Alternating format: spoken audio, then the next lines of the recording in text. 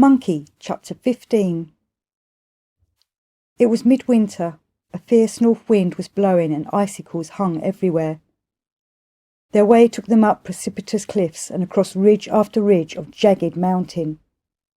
Presently Tripitaka heard the roaring of a torrent and asked Monkey what this river might be. "I remember," said Monkey, "that there is a river near here called the Eagle Grief Stream." A moment later they suddenly came to the river side, and Tripitaka reined in his horse. They were looking down at the river when suddenly there was a swirling sound, and a dragon appeared in mid-stream. Churning the waters, it made straight for the shore, clambered up the bank, and had almost reached them when Monkey dragged Tripitaka down from the horse, and turning his back to the river, hastily threw down the luggage and carried the master up the bank. The dragon did not pursue them, but swallowed the horse, harness and all, and then plunged once more into the stream. Meanwhile Monkey had set down Tripitaka upon a high mound, and gone back to recover the horse and luggage. The luggage was there, but the horse had disappeared. He brought up the luggage to where Tripitaka was sitting. "The dragon has made off," he said. "The only trouble is that the horse has taken fright and bolted." "How are we to find it?" asked Tripitaka. "Just wait while I go and have a look," said Monkey. He sprang straight up into the sky, and shading his fiery eyes with his hands, he peered down in every direction. But nowhere was the least sign of the horse. He lowered his cloud trapeze. "I can't see it anywhere," he said. "There is only one thing that can have happened to it. It has been eaten by the dragon." "Now, Monkey, what can you be thinking of?" said Tripitaka. "It would have to have a big mouth indeed to swallow a large horse, harness and all. It is much more likely that it bolted and is hidden by a fold of the hill. You had better have another look." "Master, you underrate my powers," said Monkey. "My sight is so good that in daylight I can see everything that happens 1,000 leagues around. Within 1,000 leagues a gnat cannot move its wings without my seeing it. How could I fail to see a horse?" "Well, suppose it has been eaten," said Tripitaka. "How am I to travel? It's a great deal too far to walk." And as he spoke his tears began to fall like rain. "Don't make such an object of yourself," shouted Monkey, infuriated by this exhibition of despair. "Just sit here while I go and look for the wretch, and make him give us back the horse." "You can't do anything unless he comes out of the water," said Tripitaka, "and if he does it will be me that he will eat this time." "You're an impossible, impossible," thundered Monkey, angrier than ever. "You say you need the horse to ride, and yet you won't let me go and recover it. At this rate you'll sit here staring at the luggage forever." He was still storming when a voice spoke out of the sky, saying, "Monkey, do not be angry. Priest of Tyang, do not weep. We divinities have been sent by Kuan Yin to protect you in your quest." Tripitaka at once did obeisance. "Which divinities are you?" cried Monkey. "Tell me your names, and I'll tick you off on the roll." "Here present are Lu Ting and Lu Chia," they said, "the guardians of the 5 points, the 4 sentinels, and the 18 protectors of monasteries. We attend upon you in rotation." "And which of you are on duty this morning?" asked Monkey. "Lu Chia, 1 sentinel, and the protectors are on duty," they said, "and the golden-haired guardian is always somewhere about, night and day." "Those who aren't on duty can retire," said Monkey, "but Lu Ting, the sentinel of the day, and all the guardians had better stay and look after the master, while I go to the river and look for that dragon, and see if I can get him to return the horse." Tripitaka, feeling somewhat reassured, sat down on the bank, begging Monkey to be careful. "Don't you worry about me," said Monkey.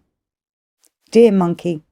He tightened the belt of his brocade jacket, hitched up his tiger skin, grasped his iron cudgel, and going straight down to the water's edge, called in a loud voice, "Cursed fish, give me back my horse." The dragon was lying quietly at the bottom of the river, digesting the white horse. But hearing someone cursing him and demanding his prey, he fell into a great rage and leapt up through the waves, crying, "Who is it that dares make such a hullaboo outside my premises?" "Stand your ground," hissed Monkey, "and give me back my horse." He brandished his cudgel and struck at the dragon's head. The dragon advanced upon him with open jaws and threatening claws. It was a valiant fight that those two had on the banks of the river.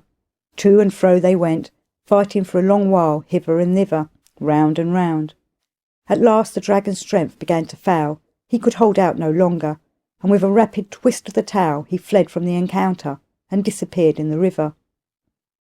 Monkey, standing on the bank, cursed and taunted him unceasingly, but he turned a deaf ear. Monkey saw nothing for it but to go back and report to Tripitaka. "Master," he said, "I taunted him till he came out and fought many bouts, and in the end he took fright and ran away. He is now at the bottom of the river and won't come out." "We are still not sure whether he did swallow the horse," said Tripitaka. "How can you say such a thing?" said Monkey. "If he hadn't eaten it, why should he have come out and answered my challenge?"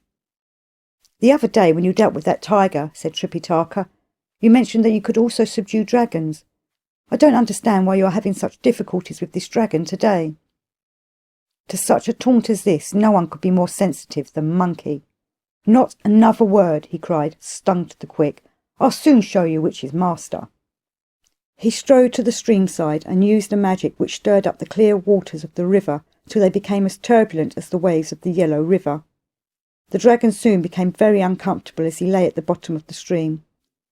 "Misfortunes never come singly," he thought to himself.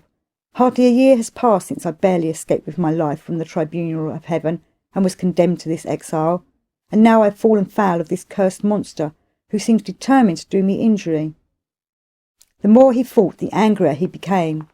At last, determined not to give in, he leapt up through the waves, and gnashing his teeth, he snarled, "What monster are you, and where do you come from, that you dare affront me in this fashion?" "Never mind where I come from or don't come from," said Monkey. "Just give me back my horse, or you shall pay for it with your life." "Your horse," said the dragon, "is inside me. How am I to give it back to you? And anyhow, if I don't, what can you do to me?" "Have a look at this cudgel," said Monkey. "If you don't give me back the horse, you shall pay for it with your life." Again they fought upon the bank, and after several rounds the dragon could hold out no longer, made one great wriggle, and changing itself into a water snake, disappeared into the long grass.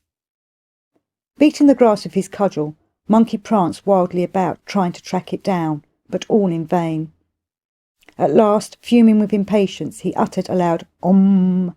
as a secret summons to the spirits of the locality. In a moment they were kneeling before him. "Hold out your shanks," said Monkey, "and I'll give you each 5 strokes with the cudgel just to relieve my feelings." "Great sage," they besought him, "pray give us a chance to put our case to you. We have no idea that you had been released from your penance, or we should have come to meet you before.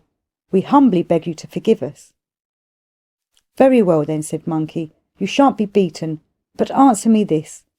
Where does this dragon come from? Who lives in the Eagle Grief River? Why did he swallow my master's white horse?" "Great sage," they said, "in old days you had no master, and indeed refused obedience to any power in heaven or earth. What do you mean by your master's horse?" "After I got into trouble about that affair in heaven," said Monkey, "I had to do penance for 500 years, but now I've been taken in hand by the Bodhisattva Kuan Yin and put in charge of a priest who is going to India to fetch scriptures. I was travelling with him as his disciple when we lost my master's horse. If you want to catch this dragon, surely your best plan would be to get the Bodhisattva to come and deal with it," they said. "There used not to be any dragon here, and 'tis she who sent it." They all went and told Tripitaka of this plan. "How long shall you be?" he asked. "Shan't I be dead of cold or starvation before you come back?" While he spoke, the voice of the golden-headed guardian was heard saying from the sky, "None of you need move a step. I will go and ask the Bodhisattva." "Much obliged," said Monkey. "Pray go at once." The guardian soared up through the clouds and made straight for the Southern Ocean. Monkey told the local deities to look after the master and the sentinels to supply food. Then he went back to the banks of the river. "What have you come for?" asked the Bodhisattva when the golden-headed guardian was brought to her where she sat in her bamboo grove. "The priest of Tyang," said he, "has lost his horse at the Eagle Grief River. It was swallowed by a dragon, and the great sage sent me for your help." "That dragon," said Kuan Yin, "is a son of the Dragon King of the Western Ocean. By his carelessness he set fire to the magic pearls in the palace, and they were destroyed. His father accused him of subversive intentions, and the tribunal of heaven condemned him to death. I saw the Jade Emperor about it, and asked that the sentence might be commuted if the dragon consented to carry the priest of Tyang on his journey to India. I cannot understand how he came to swallow the horse. I'll come and look into it." She got down from her lotus seat, left her fairy cave, and riding on a beam of magic light crossed the southern sea. When she came near the river of Eagle Grief, she looked down and saw Monkey on the bank, uttering ferocious curses. She sent the guardian to announce her arrival. Monkey at once sprang into the air and shouted at her, "A fine teacher of the 7 Buddhas, a fine founder of the faith of mercy you are, to plot in this way against us." "You impudent stableman, you half-witted red-bottom," said the Bodhisattva. "After all the trouble I have taken to find someone to fetch scriptures and tell him to redeem you, instead of thanking me, you make a scene like this." "You've played a fine trick on me," said Monkey. "You might in decency, when you let me out, have allowed me to go round and amuse myself as I pleased. But you gave me a dressing down and told me I was to spend all my time and energy in looking after this Taiang priest. Very well, but why did you give him a cap that he coaxed me into putting on, and now I can't get it off, and whenever he says some spell or other, I have frightful pains in the head?" "Oh, Monkey," laughed Kuan Yin, "if you were not controlled in some way as this, there would be no doing anything with you. Before long we should have you at all your old tricks again." "It's no good trying to put the blame on me," said Monkey. "How comes it that you put this dragon here, after he had been condemned by the courts, and let him eat my master's horse? It was you who put it in his way to continue his villainies here below. You ought to be ashamed of yourself." "I specially asked the Jade Emperor," said Kuan Yin, "to let this dragon be stationed here, so that he might be used to carry the master on his way to India. No ordinary Chinese horse would be able to carry him all that way." "Well, now he is frightened of me and is hiding," said Monkey, "so what is to be done?" Kuan Yin called the golden-haired guardian and said to him, "Go to the edge of the river and cry, 'Bird son of the Dragon King, come out, the Bodhisattva is here.' He'll come out all right." The dragon leapt up through the waves and immediately assumed human form. "Don't you know that this is the scripture seeker's disciple?" said Kuan Yin, pointing at Monkey. "Bodhisattva," said the young dragon, "I've been having a fight with him. I was hungry yesterday and ate his horse. He never once mentioned anything about scripture seeking." "You never asked my name," said Monkey, "so why should I tell you?" "Didn't I ask you what monster you were and where you came from?" asked the dragon. "And didn't you shout at me, 'Never mind where I come from or don't come from, but just give me back my horse'? You never so much as mentioned the word Taiang." "Monkey is fonder of showing off his own powers than mentioning his connection with other people," said Kuan Yin. "But in future, if anyone questions him, he must be sure to say that he is seeking scriptures. Then there will be no more trouble." The Bodhisattva then went to the dragon and removed the jewel of wisdom from under his chin. Then she took her willow spray and sprinkled him all over with sweet dew, and blowing upon him with magic breath, cried, "Change!" whereupon the dragon immediately changed into the exact image of the lost horse. She then solemnly called upon the once dragon to turn from his evil ways, and promised that when his task was ended, he should be given a golden body and gain illumination. The young dragon humbled himself and promised faithfully to do as he was bid.